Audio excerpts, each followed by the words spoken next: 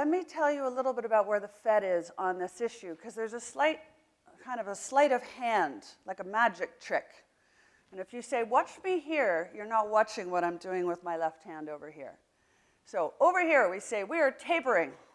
This means we are reducing the liquidity. We are beginning to exit the quantitative easing.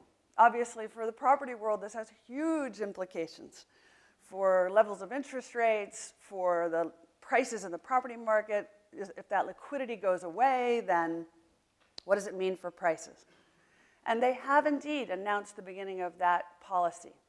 However, over here, very quietly, at the end of December, at the World Bank IMF meeting in Washington, D.C., the senior staff of the Federal Reserve released a paper in that venue where they basically said, we have traditionally said that 6.5% unemployment was our target. And once we hit that, then we'll begin to think about letting interest rates go up again. But we've changed our mind, and we now think 5.5 is a better number. Now, I think many of us are old enough in this room to remember when 5.5% unemployment was considered full employment. So in other words, they're telling you we're going to wait till we get to full employment before we do anything with the interest rate environment, which to my ear as an economist means we're guaranteeing that we're going to get some inflation.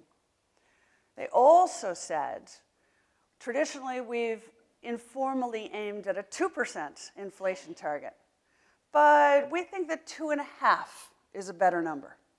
And then separately, Janet Yellen, the new chairman of the Fed, who's just been confirmed, she's on record saying, well, we've been below average on inflation for such a long time.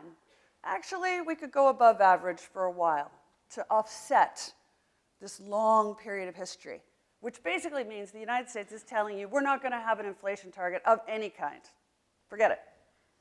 Which tells you they're going to take all the risks with inflation and none of the risks with deflation. And if you listen carefully, you will hear exactly the same basic stance coming out of the Bank of England. And interestingly, the ECB has begun to do something very technical. It's not very visible to the world.